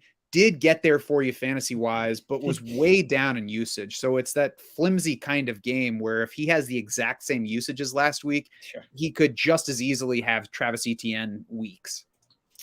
Yeah. Now, he looked fine out there to me. Like, the touchdown catch, he falls and still makes like 3 guys miss before getting in the end zone. So he looked fine. Dan Campbell said earlier this week that Swift feels better now than he did, prior to last week's game. So I kind of think the Wednesday no practice was just, them being cautious with him. I guess tentatively expect Swift to be closer to a full workload in this game, but we'll have to, watch his practice participation these next 2 days. Boy, he's somebody that I would sure like to not have to have on my team to, worry about the injury every week. I know that the production's there. I know that he's good, but he just makes me uneasy. He's good. That O-line has been awesome. The Lions are second in neutral run rate, so they want to be a run-heavy offense. The Lions are first in neutral pace through 2 weeks, so it's been a fast, heavy, run-leaning offense with a great O-line. Like it's a great situation for DeAndre Swift, even if he's sharing with Jamal Williams a bit more than we'd like to see. I think we might be underrating Jared Goff so far. QB 9 overall in fantasy points through 2 weeks. QB 19 in week 1. QB 7 last week. He did have 4 touchdown passes. That's not going to happen a whole lot. 16th in pass attempts. So, not enormous volume, but I think he's probably a little bit lower in our week 3 rankings than he should be. Not saying he belongs in the top 12, but maybe more like, 15, 16. We have him 20th, right behind Daniel Jones. I could definitely see starting Goff over Jones. Are you starting Goff over Tom Brady or Aaron Rodgers? Yes. I mean, we'll get to that game, but you are? Oh, yeah. Wow. So, and I tweeted this earlier this week, but the Lions offense has been awesome through 2 games, despite Goff not playing well. Like he's missed throws to DJ Chark, especially last week. He had Chark for what would have been a huge gain over the middle of the field, and Goff missed them. PFF has Goff. Yeah, I mean, PFF has him 29th in passing grade. Like, But Yeah, the offense, he has been stinks. good. He's not a good quarterback. We knew that.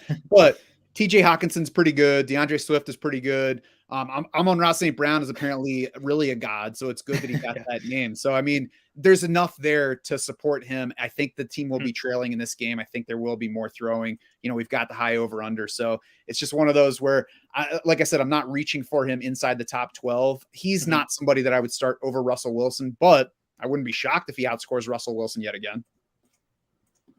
Yeah, all fair points. I don't know if I could click him over Brady. I got Rodgers would be easier for me. I don't know. We'll get to that game. It's the over under is surprisingly low. Yeah, we'll talk about those guys in a few. Rounding out the Lions, though, Jamal Williams leads the league in red zone opportunities so far. So I think the ankle issue for DeAndre Swift last week certainly helps, but Jamal Williams has seen that usage in each of the first two games. And Minnesota, league worst in run defense DVOA through 2 weeks. So, I mean, I'm not saying sit, Zeke Elliott for Jamal Williams, but if you're hard up for a running back where you're like, oh, this is going to be a Nyheim Hines week, I'm going to use him. Don't do that. Play Jamal Williams instead of Nyheim Hines or J.D. McKissic. Yeah, like based on the numbers, this Lions run game versus the Vikings run defense is like one of the biggest mismatches of the week. So, yeah, I think Williams could have a surprisingly productive day.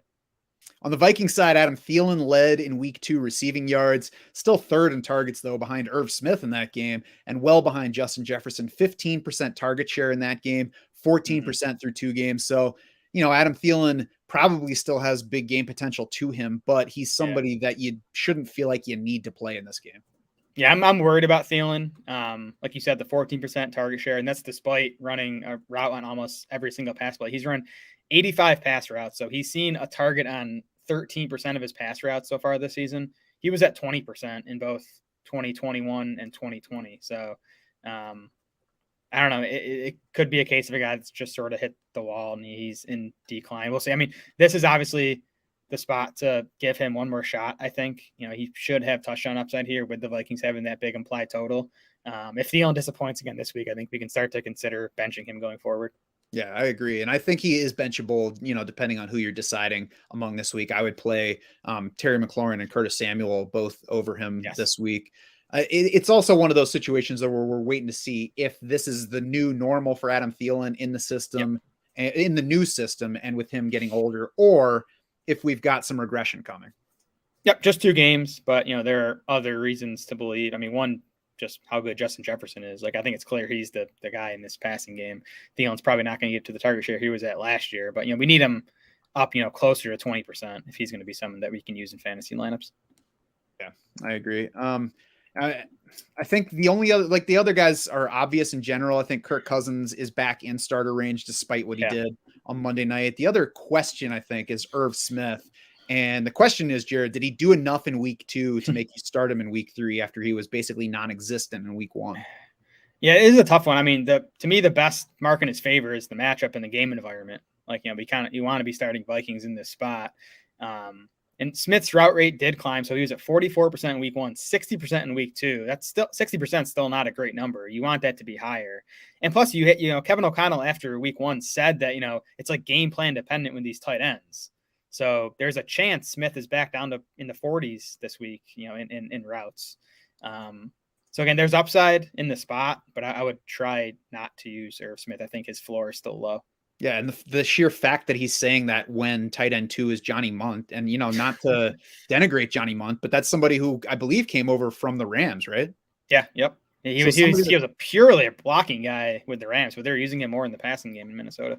Yeah, so it's somebody that obviously Kevin O'Connell likes to some degree, and if Irv Smith has not separated from Johnny Munt, then that's a knock against Irv Smith for sure. And he dropped like what would have been a 60-yard touchdown in that Eagles game, so that's not going to help him. Yeah, not at all. Jacksonville at the Chargers. Chargers by 7, over under 47.5. This looks like a nice fantasy spot. Could be fertile DFS ground, Jared. But the first question is whether Justin Herbert is ready to go. Limited Wednesday with that rib injury. That's obviously good. That points to him likely being back. That seems to be the message, is that they're optimistic Justin Herbert will play. But we're going to have to watch the situation all week for sure. Yeah, I mean, the reports have been that it's a pain tolerance thing, which you get a lot of time with these rib issues. And if that's the case, like I'd be shocked if Herbert doesn't play. I mean, the guy was battling through it in that Chiefs game on Thursday night. He could barely throw, but he was still out there. So I expect him to play. And it obviously adds risk to him. Like there's a chance he takes a big hit and then he's just not able to go. I mean, we'll see what we hear the rest of the week, but I would still plan on starting Herbert if he's your guy. Yeah, that would make me wary of him in DFS, but I'm not going to reach to start somebody over Justin Herbert in my season-long league. And if he gets knocked out during the game, oh well, like that's the risk of playing this game. There was that moment in that Thursday night game though, where he was like, "Oh, I could run for it here, but no, I cannot run for it here. Actually, I'm just going to throw the ball away instead." Keenan Allen limited Wednesday with the hamstring injury that kept him out last week. So another situation we'll have to watch, but the fact that he started limited suggests that we should expect him to play. If he is playing, I think we knock Josh Palmer back out of consideration. Yep. If he's not playing, maybe Josh Palmer's in that wide receiver 3 consideration. Yeah, I think Palmer's a wide receiver 3 if Allen is out. I know he was disappointing for most of that game on Thursday night. Him and Herbert just weren't on the same page. It was frustrating. I was starting Palmer in a bunch of spots, and I was yelling at the TV, but he came through with the touchdown late, which is what Palmer's going to do, I think, playing in this Justin Herbert led offense. So we'll see about Keenan Allen. I hope he's either like a full go these next 2 days and ready to go, or they just hold him out another week. If he's questionable with that hammy, I think he'd be a shaky fantasy play. Mm-hmm. Then the Jacksonville side, I think Christian Kirk's a pretty easy start at this point. Yep. We do have Zay Jones and Marvin Jones playing about the same amount of time. Not feeling awesome about either of those guys yet as a wide receiver 3 or a flex in a PPR league, but they're guys that you could reach to if you need somebody down in that range. And certainly if you're talking about a league that's like 14 plus teams, should be a good game for passing volume. They are 7-point underdogs, assuming Justin Herbert's good to go, especially if Keenan Allen's good to go. I think this could be a trailing game with more pass attempts. Trevor Lawrence looked better last week than week 1, was certainly efficient. So that's good for him and everybody. I would rather not use him in a fantasy lineup still, but he's getting closer to where I might feel okay about it. Yeah, Lawrence looked awesome. I thought that was probably his best game as a pro so far. So that's encouraging. I just think this Chargers defense is really good. We've seen them limit Derek Carr and Patrick Mahomes in the first 2 games of the season. They're like the personnel says they should be good, right? They're pretty loaded on defense. I would shy away from these, secondary pieces like Zay Jones and Marvin Jones in this game. I would try not to use Trevor Lawrence as a spot there. I mean, the Jags have the 20.25 point implied total. Vegas is telling us they don't expect the Jags to score a lot of points because this Chargers D is so good. And yeah, I mean, the backfield, like you can't use Travis Etienne right now until his usage improves. But you kind of have to hold and see what happens on that front. James Robinson, I would be wary of using this week because of what should be negative game script. Yeah, I mean, I know we talked about the Chargers defense all last season as being this run funnel. They kind of invite teams to run the ball. So I could see Robinson having some success early on, but I do think that, we're going to see the Jags trailing, in the second half. So that's going to hurt. And that would obviously help Etienne. I mean, last week set up as a James Robinson game with the Jags having that massive lead. So I don't expect the backfield to look like that going forward, but I'm with you. I think, we need to see more playing time. Etienne looks good when he gets the ball, but he's just not getting enough opportunity right now to be someone we can use in fantasy lineups. Yeah, I'm not cutting Travis Etienne, but I'm also not starting him if I can help it. And before we get away from this game, that Chargers defense that you mentioned, they've got Jacksonville this week, then Houston, Cleveland, Denver, Seattle, then their week 8 bye, and then Atlanta, San Francisco. So if the Chargers defense is available, grab them quickly. I know I am bidding on them. I did bid on them. I actually haven't checked in to see if I got them last night in a main event league, but you could have a starting defense for 7 of the next 8 weeks. I tried to get them in a few spots in FFPC. I think I bid like $12 or $13. They went for they were like in the 30s. So, at least in the leagues I am in, other owners saw that schedule and were, willing to bid in the 30s for a defense. Yeah, I was wondering, I think I bid something like $17 or something like that. So I'll have to see. I don't remember exactly what my bid was, and I haven't had time yet to see if I won them, but I'm hoping so, because I saw that schedule. I'm like, oh God, this could be this could be a difference making defense for some of those weeks. For sure. Definitely. Anything else from that game? No, Evan Ingram usage still awesome. He, came through with a decent line. They're still using him on all this short stuff, which, kind of hurts the ceiling, but he should have a pretty nice floor, just based on the target and reception totals. Yeah, like he's what you should use if you're thinking of Logan Thomas. He doesn't have the touchdown to pump up his numbers yet, but he's the guy that's getting, the usage that you can count on the targets more so. Yep, exactly. Atlanta at Seattle, Seahawks by 2, over under 42. Jared, it's not at all crazy to start Marcus Mariota over Russell Wilson this week. And I was kind of just realizing that as I was doing the notes for this, especially true if Jerry Jeudy is out. But, with Jeudy around for at least half of what's happened so far, Mariota has outscored Russell Wilson in each of the first 2 weeks. He's got a higher PFF passing grade, and obviously he brings more rushing than Russell Wilson. Yeah, I mean, so we have Mariota 14th right now. So he's behind Wilson, but again, Wilson might drop.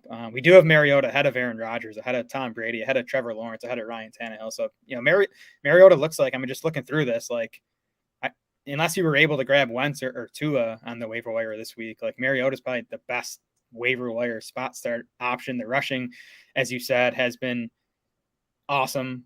I thought he didn't play very well last week, but I thought he played better in week 1. And he has Drake London and Kyle Pitts. That alone gives him some passing upside. So yeah, I think he's interesting this week. Yeah, he's like Tyrod Taylor. I mean, not quite as much rushing as when Taylor was the quarterback for the Bills, but you're not playing him because he's good. You're playing him because he's competent enough. He runs the ball, and there are other guys ahead of him not playing well. And you just talked about the QB rankings. I probably am not playing him over Derek Carr, Tua, or Carson Wentz, who are the next 3 guys ahead of him. But so I guess what I'm saying is dropping Russell Wilson down. We'll talk about Denver in a few minutes. So if Marcus Mariota is your quarterback this week, I think you feel okay about it. Certainly capable of letting you down, but it could work. Cordero Patterson's also probably not high enough in our rankings based on a game script that I don't think is likely to go strongly against Atlanta in this game. I'm playing him over Damian Harris. I think he's at least similar to Darrell Henderson, Miles Sanders, and a much better touch bet really than CEH at this point.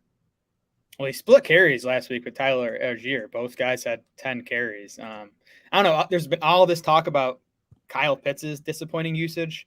I'm disappointed by Patterson's usage because his passing game role has declined from last season. He ran her out on just 37% of pass plays last week. You had Avery Williams at 17%, Algier at 14%, Caleb Huntley for some reason ran a couple pass routes, and then you have a 10% target share for Patterson, which is decent, but it's not where it should be.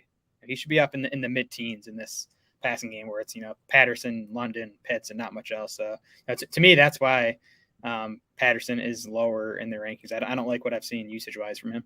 Yeah, I can certainly agree with that. I mean, I think if he were getting the usage that he probably should based on what's around him, I think he'd be RB 14 or higher. As it is, I think he's just a guy that you feel decent about low in RB2 range, because I think this should be a game that supports him getting the ball as much as they want to give it to him, and we'll see how much they want to. I'm just not putting any stock into what he did week 1 when he had, 21 carries, because they lost Damian Williams early in that game and they had, no one else to give the ball to. Yeah, it's true.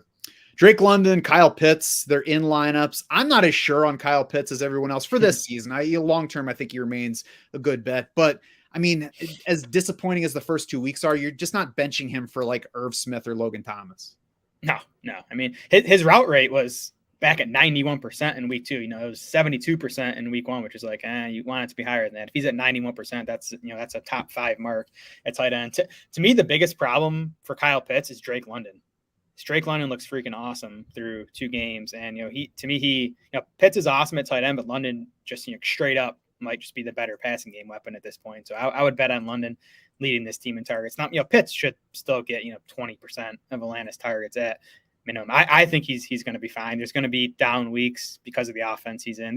Atlanta is pulled up there 27th in neutral pass rate. So they want to be a run first offense, which makes sense when your quarterback is Marcus Mariota.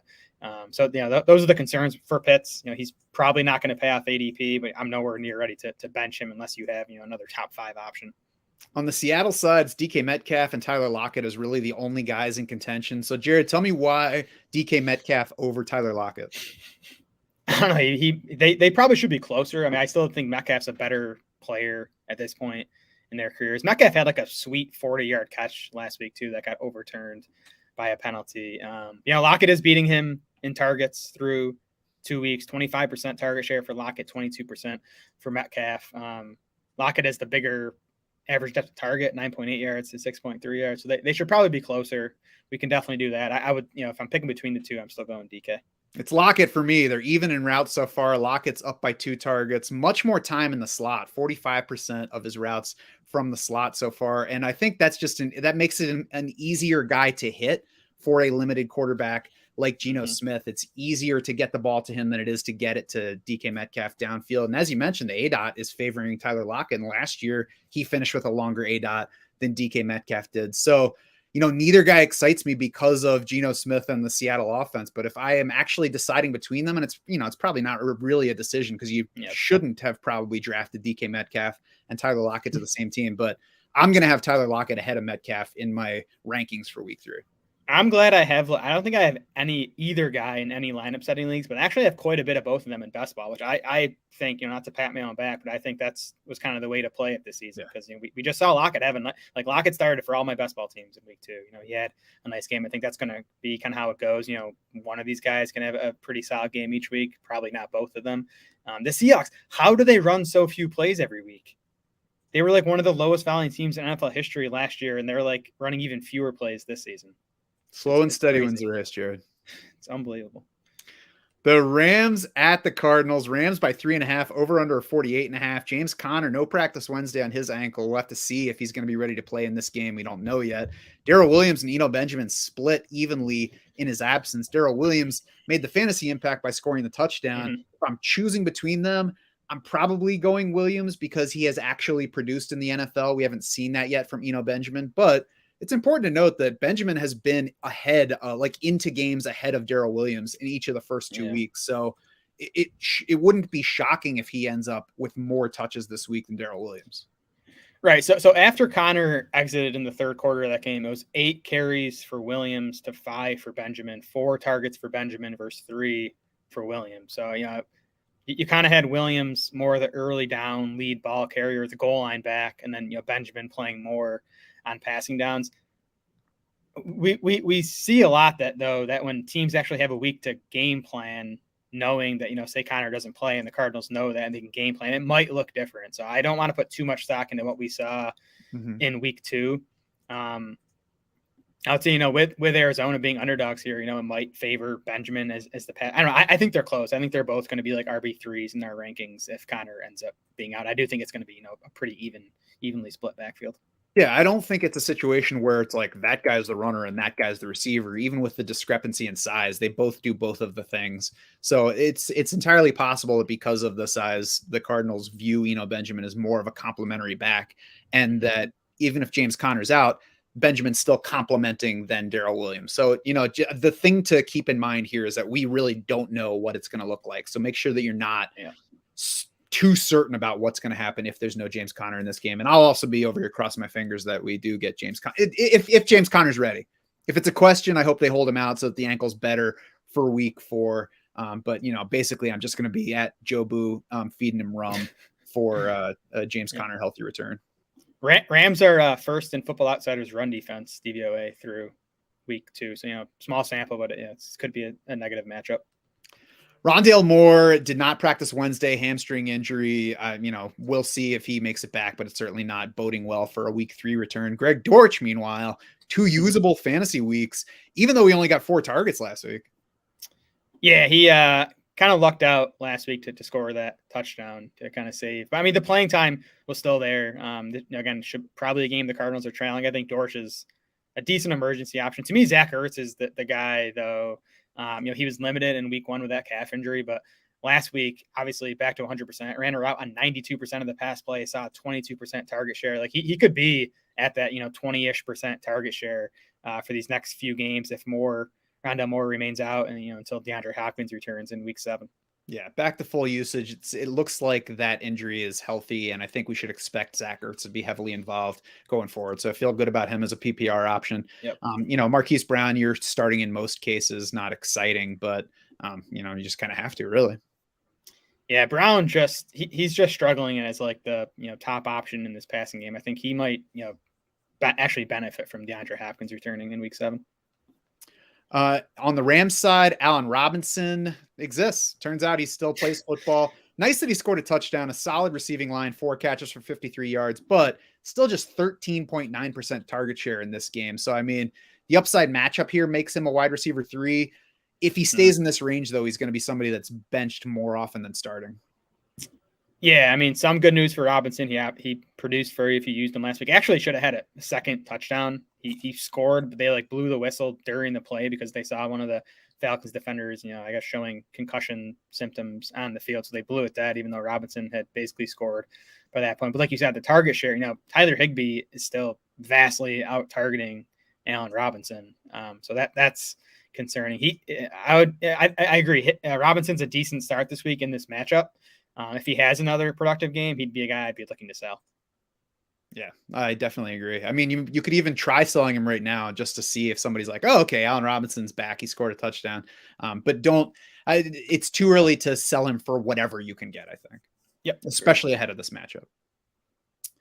Cam Akers passed Darrell Henderson in carries last week, 3-0 in targets, but he ran fewer than half as many routes as Darrell Henderson did. So, nice that he came back to life, but don't overrate the opportunity lead as now it's clearly Cam Akers in charge.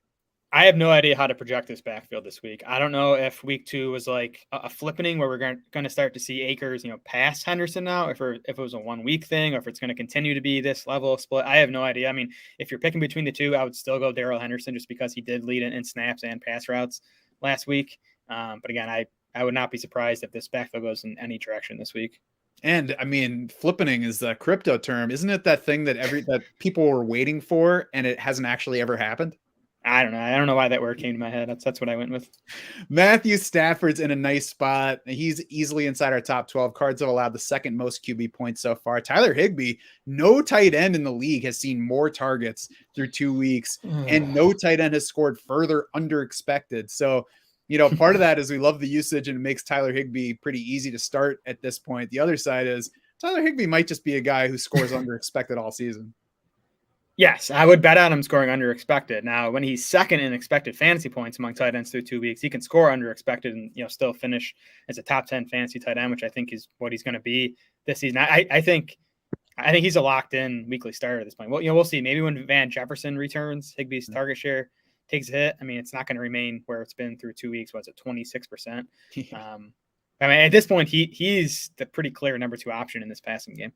Yeah, I would expect that to alter going forward, but if he's at 18 or 17%, that's plenty to support Tyler Higbee's fantasy value through the season. No, he had 3 end zone targets last week. He dropped one of them. I mean, he could have had a massive game last week, but that's just the story of Tyler Higbee. Yeah. Green Bay at Tampa Bay, the game we've all been waiting for. Buccaneers by 1, over under 41.5, though, in a matchup of Hall of Fame quarterbacks. And I think that the primary factor here is all of these wide receiver injuries, and it's on both sides at this point. So Wednesday's practice report had Randall Cobb out. That was with an illness, so it shouldn't be the kind of thing that keeps him out of the game. Allen Lazard limited with the ankle. Sammy Watkins limited with the hamstring. Christian Watson limited with the hamstring. I mean, none of those guys are players that we want to play. None of those guys are helping Aaron Rodgers by being active for the game. On the Bucs side, Chris Godwin, no practice hamstring. Julio Jones, no practice knee. Russell Gage, limited hamstring. Scotty Miller and Brashad Perriman limited with their things. Leonard Fournette limited. He played through the hamstring issue last week, so we expect him to play. But lots of injuries on both sides and a couple of offenses that have not been amazing so far. Yeah, and on the Bucs side too, you have they had to place tackle Josh Wells on IR with a calf injury. Tackle Donovan Smith didn't practice Wednesday after missing week 2, so the O-line is a mess as well. These aren't the offenses that they were last season. Tampa is 28th in situation neutral pass rate through 2 games, and I mean that's obviously because of the O-line and wide receiver issues, but those aren't changing this week. We'll see who ends up being available. We know Evans is out. Godwin is very likely out. Julio Jones seems very iffy. It could be Russell Gage, Brashad Perriman, and Scotty Miller as their top 3 wide receivers. And if that's the case, I think they're going to continue leaning on Fournette in the ground game. Yes, I agree. This is just like I'm going to trust the over under here more than looking at the quarterbacks' names, and that's why I don't think that Tom Brady or Aaron Rodgers is an attractive option this week. I don't disagree with that. Packers running backs off to a good start. The Bucs have allowed the second fewest running back points, but 4.6 yards per carry allowed, 15th in run defense DVOA. So don't look at the defense and think these are the Bucs. They stop the run every year. There's no Ndamukong Suh in that defense anymore. And now Akeem Hicks is out as well. So this is not a matchup that I think alters the outlook for either Aaron Jones or AJ Dillon. And Tampa's first in pass defense DVOA. So, they used to be this pass funnel. They might turn into a run funnel this season, which is obviously what Green Bay wants to do anyways. I think, that what we saw on Sunday night against the Bears, that's kind of how the Packers, I think, want their offense to operate this season, where it's running through Aaron Jones and AJ Dillon. So I think both guys are strong fantasy plays this week. You picking up Cole Beasley anywhere? I haven't yet. I wouldn't be surprised though if he becomes a factor. I mean, he was still decent in Buffalo last year, and if there's opportunity, we know Brady loves his slot guys. I think there's a chance. I can't wait for the Scotty Miller, Brashad Perriman, Cole Beasley wide receiver lineup that's coming. God. Coming to a CFL game near you. San Francisco at Denver on Sunday night. 49ers by 1.5. This opened as Broncos by 2.5. Over under 45 points. George Kittle limited Wednesday, Jared, with that groin injury. So he should be back, because we know that if George Kittle has any chance of playing, he's going to play. And he comes back in time to find a quarterback who actually throws the ball. So I think Jimmy Garoppolo, better for receiving upside overall. They have been 60-40 run pass through 2 games. We have them at 46-54, favoring the pass a little bit in week 3. They were roughly 48-52 last year. So I think that range is what we should expect. That obviously helps the volume. And I think, we should reasonably expect better passing efficiency from Garoppolo than we would have from Trey Lance. Yeah, I mean, the Trey Lance injury sucks. I mean, I wanted to see him this season. But it's definitely good news for these wide receivers and George Kittle. We're going to get more passing. We're going to get more efficient passing. I think Brandon Ayuk is a guy to try to go out and trade for right now. He's run a pass route on 97% of pass plays through 2 weeks. He saw 33% target share last week. Like, it hasn't hit in the box score yet, but he's getting nice usage. We saw him produce as a wide receiver 2 over the final 2/3 of last season with Jimmy Garoppolo. So I think, I wouldn't bet on him producing at that level, but I think he can at least be a wide receiver 3. Now, this is a tough matchup. Denver's secondary is tough. I think it will be a lower scoring game. Just in general, I think these wide receivers and Kittle get, they get a boost with the Trey Lance injury. Mm-hmm. Deebo Samuel's inside our top 10, likely to play a significant rushing role. He topped 50 yards on the ground in each of the first 2 games. And, we talked about the passing should get a little bit better, should be a little bit more volume. And I mean, especially now that Ty Davis-Price has also gone down, like the injuries that have already beset this backfield, they already like handing the ball to Deebo Samuel. It's only going to further encourage that, which, helps his touch floor. I still think fantasy wise, we would like to see more of his production coming through the air though. Yeah, it's just 1 game, but last week, Deebo Samuel got the 4 carries, and he also saw a 25% target share. Now, it was a low volume passing game. It was only 6 targets. And again, it's just 1 game, so I don't want to weigh it too heavily. But like, if he's going to keep that up and get that level of target share and the rushing volume, then he's going to be a fantasy monster. But we'll see how it goes. And we'll see how the backfield goes. Like, they have Jordan Mason, who's been active the first 2 games, but only on special teams, hasn't played an offensive snap yet. They promoted Marlon Mack to the active roster. They signed Tevin Coleman to the practice squad yesterday. Coleman, of course, he spent 4 years with Kyle Shanahan in Atlanta and San Francisco, so he has experience in the offense. He's 29 years old, but he was still decent with the Jets last season, in that bad Jets offense. So I don't know. I might stash Tevin Coleman on a few rosters where I have a spot to play with. Yeah, I would say it's kind of a why not move down in that range, especially we've already seen 2 injuries to this group. I think Jeff Wilson Jr. belongs in a lot of lineups this week. We mentioned TDP is out indefinitely with a high ankle sprain. Wilson took over the running back work in week 1 after Elijah Mitchell left. And I don't really get Jordan Mason. Why is he active for 2 games if you don't want him in the backfield at all? I understand special teams, but how much sense does it make to have a running back active just for the sake of 13 special teams snaps? It doesn't to me. And it's also, Any running back in San Francisco is potentially relevant. So I can understand considering them on waivers, but Jordan Mason's not a good prospect. I mean, he went undrafted. Yeah. His workload decreased at the end of his college career. He tested well below average. So, you can say maybe he looked good in the preseason, but this is not a guy to bet on. And now, we'll see. He's going to rush 18 times for 170 yards this week. Yeah, always possible. But I mean, I'm with you that the Niners' action so far through these first 2 games, and even, this week, signing Marlon Mack, to their practice squad and then promoting him, and then signing Tevin Coleman. It's like doesn't seem to me that they want to give Jordan Mason the ball on offense at this point. So I do think Jeff Wilson's going to get, pretty much all he can handle in this game. Again, it's not a great spot, I don't think, on the road against a pretty tough Denver defense, but I do think the volume should be there for Wilson. Mm-hmm. We have Brandon Ayuk inside the top 36. I don't think there's a whole lot to say about him. Like, there should be more passing than there was. We'll see exactly how that sorts out. Yep. On the Denver side, Jerry Jeudy's got the rib/shoulder injury. No practice Wednesday. We'll see about his status for the weekend. KJ Hamler also limited Wednesday, so we'll see about him. I think if no Jeudy, you roll with Sutton. You're probably rolling with Cortland Sutton anyway.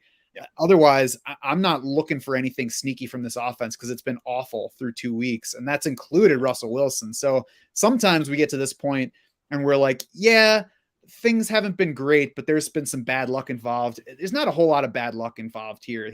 Russell Wilson's 23rd in PFF passing grade so far. He's right behind Marcus Mariota, right behind Davis Mills, behind Jameis Winston, behind Mitchell Trubisky, and well behind Jacoby Brissett. So he's not playing well. We also saw Russell Wilson have stretches of not playing well last year with Seattle.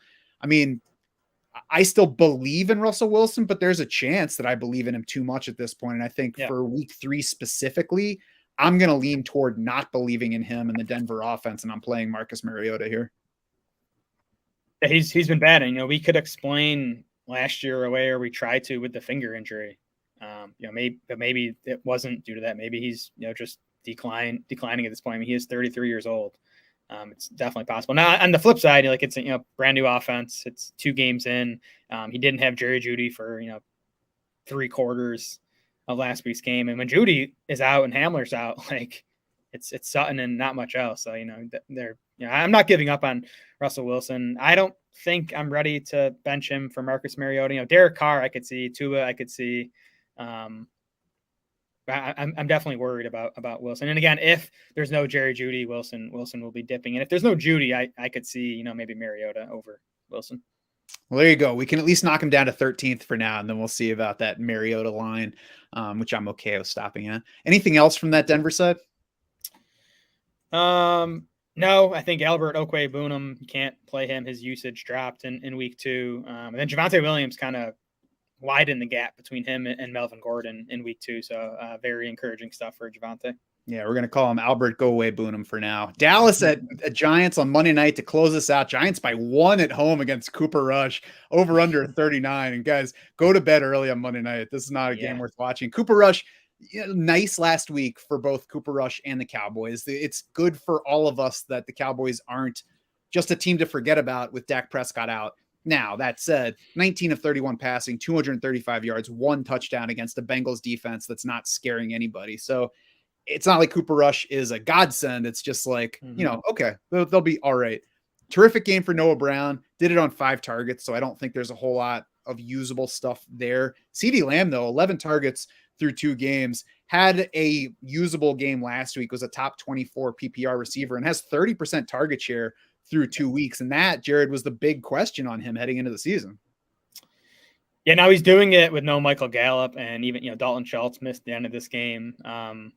But it actually sounds like Gallup might play on Monday night, but I think he'd be limited if he does. Dalton Schultz is iffy. So, Lamb, the volume should, be enough to make him a decent fantasy play. I think the upside is obviously limited with Cooper Rush, but I think you can stick with Lamb in lineups. I don't think you want to be messing with Noah Brown, like you said, just the 5 targets last week. We did see Tony Pollard get a 23% target share in this first game of the season with Cooper Rush. We'll see if that turns into a thing, or if it's kind of a 1 week blip.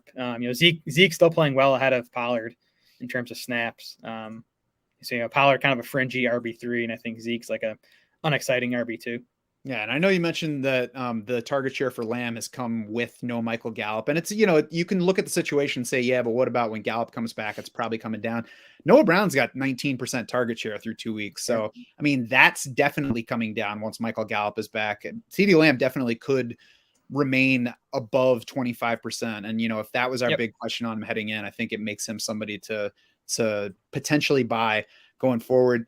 You mentioned Zeke still playing well ahead of Tony Pollard. Tony Pollard's playing enough to be usable.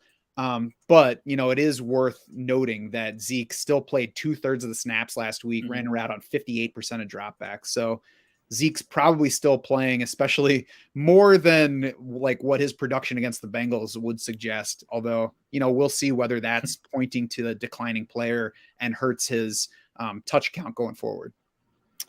Yeah, I mean, good spot for the running backs here in a game that, you know, should be close, and the Giants' run D is not great. Giants side, Saquon Barkley and absolutely nothing else.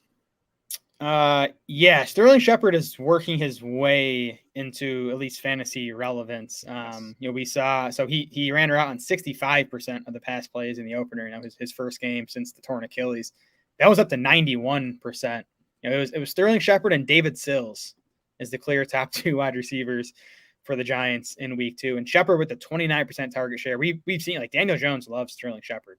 Like, when Shepard's out there healthy, Daniel Jones is looking his way. So to me, Shepard at this point, the pretty clear favorite, you know, as sad as it is to lead Giants wide receivers in targets this season. And, you know, the upside isn't great type of player he is in this, you know, bad offense. But you know, Shepard should be owned, I think, in, you know, PPR leagues of 12 plus teams now. Yeah, consider him Jacoby Myers. Not somebody that's going to excite you, not somebody that's going to have a whole lot of boom weeks, but he's reliable in an offense that doesn't have a whole lot that's reliable. So I agree, exactly. He belongs on rosters. Kadarius Toney's usage was up in week 2, still just 37% route participation though. He got touches on like the first 2 plays or 2 of the first 3 plays last week, and I was like, all right, here we go.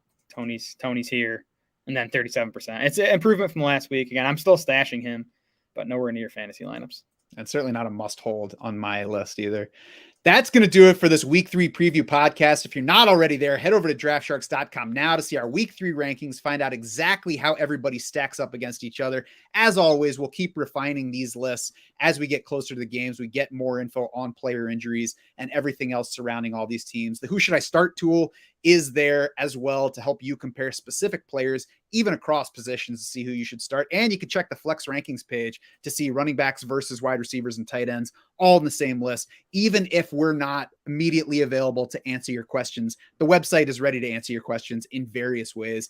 If you're merely a podcast listener and not a DS Insider, we do still appreciate you as well. So, you know, give us a follow, a subscription, a like, whatever, to try to help us, try to help support us that way. Hey, click the links below the podcast here and get some free money to play with on Underdog, on Sleeper. That will help support us as well. For Jared Smola and the rest of the Draft Sharks crew, I'm Matt Schaff saying thanks so much for swimming with us.